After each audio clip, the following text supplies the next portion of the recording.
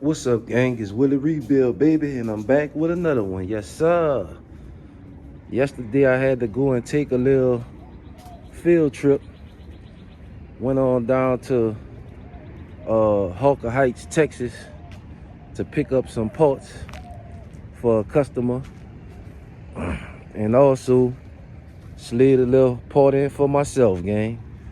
So what I got here is that's the AC box for Monte Carlo. And while I was down there, guy had a old inner fender for Ratnest for the passenger side, so I can go ahead and button that back up. But the AC box is complete. I'm gonna open it up, put a new heater core in it, new evaporator in it, and he got everything with it, gang. He got the harness wires for me. He even got the AC control, which the guy, they probably didn't take all that out, but just to be safe, he gave me everything to go with it, even the AC vents. So let me show y'all what we got out the junkyard down there in Belton, Texas. That's right next to Hawker Heights. Had to go check their yard out.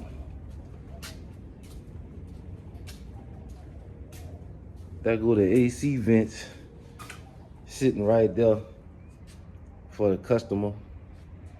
So while we was in the yard, we came up on the old set of 799 Haze. That's right, old set of 799s.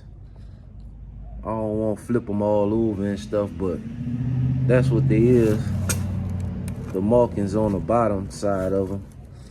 And we also came up on an old worn out posi, as they say. That's what they say, them posis I be getting, they worn out. Will it rebuild? Well, guess what? The Cutlass man, he probably got 5,000 miles on that posi. And I ain't talking about no driving Miss Daisy miles. He putting his feet up in that joker. So the posi still holding up. Rearend still holding up.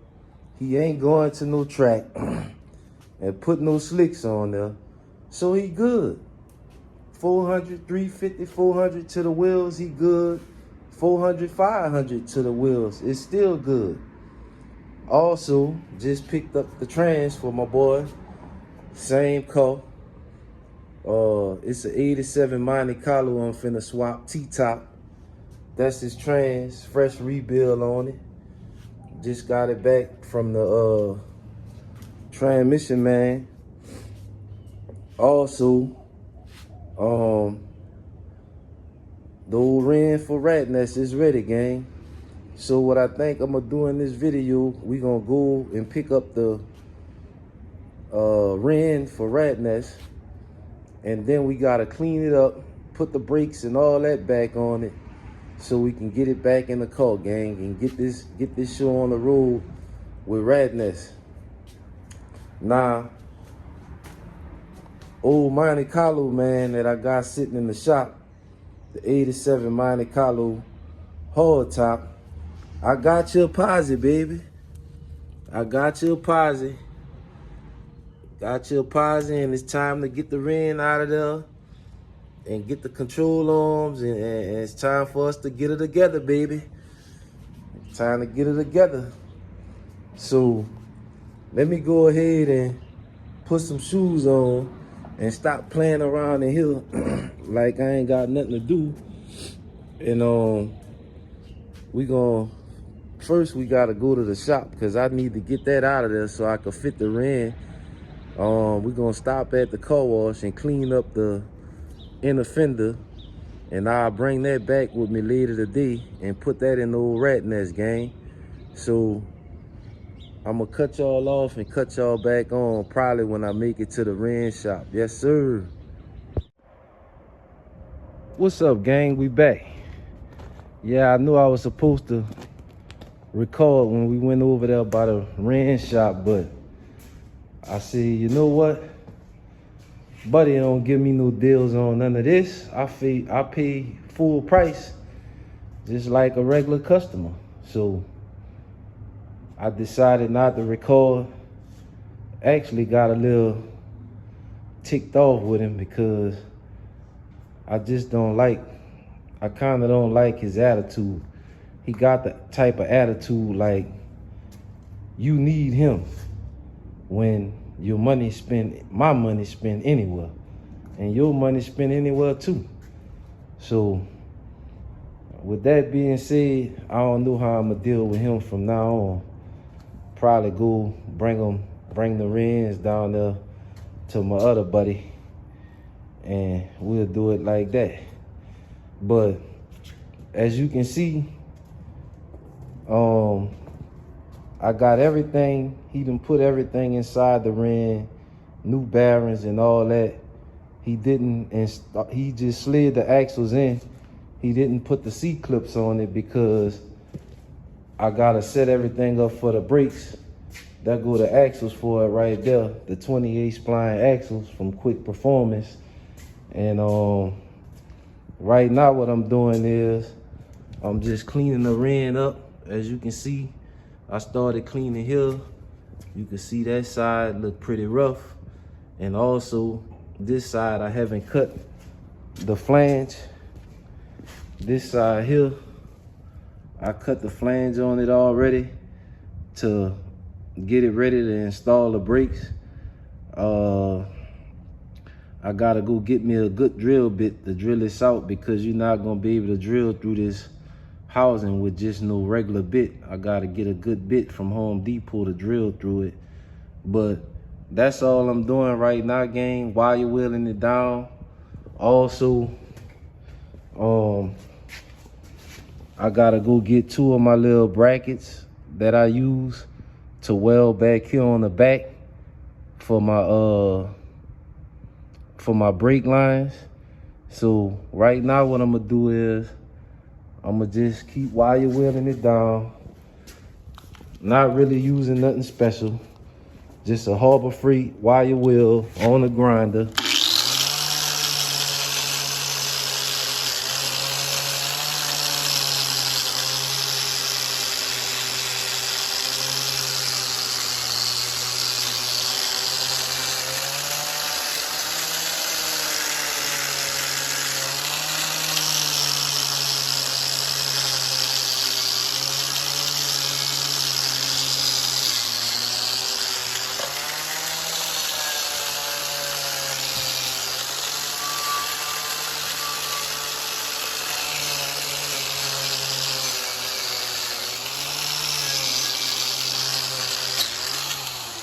As you can see, that's gonna get it all knocked down nice and smooth. So what I'm gonna do is I'm gonna go ahead and finish wire wheeling this here down and get it all cleaned up and ready so I can paint it. And let me see, I might go ahead and open the cover up right quick for y'all. Well, you know what I'm gonna do? I ain't gonna open it right now because I'm gonna take it off and paint it. But once I get it wire wheeled down, I'll go ahead and spray it in. And all I use on them when I spray them is just some VHT high heat engine paint. That's all I put on them. No primer or nothing. Just clean it off, spray it. Shit gonna last for years. So let me go ahead and finish cleaning it up, and I'm gonna cut y'all back on in a second, gang. All right, gang, so after some wire wheeling and a little bit of TLC, I done painted the bottom side, and I'll let that go ahead and dry up.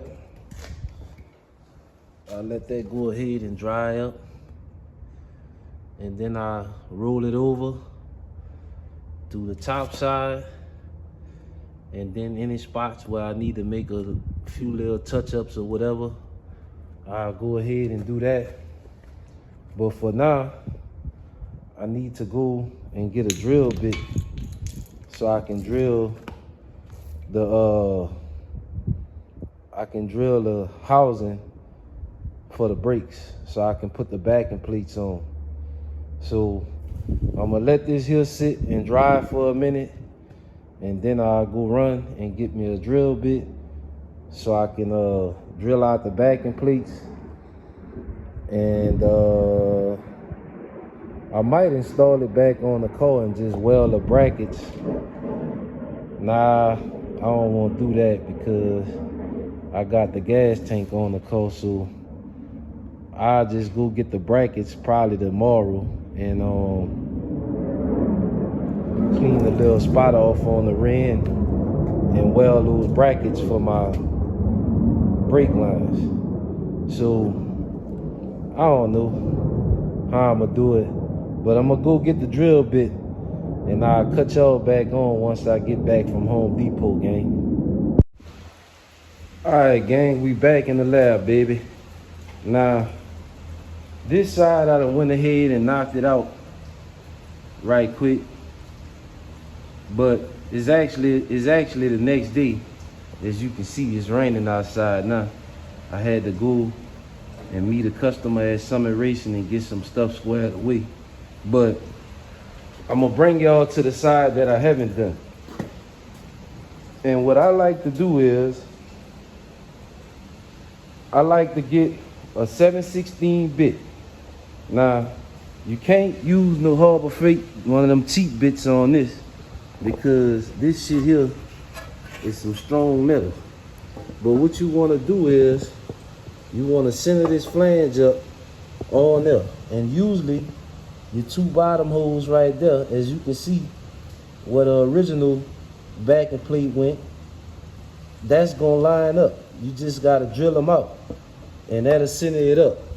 So let me go ahead and drill that out. And like I say, I like to use a 7/16 bit.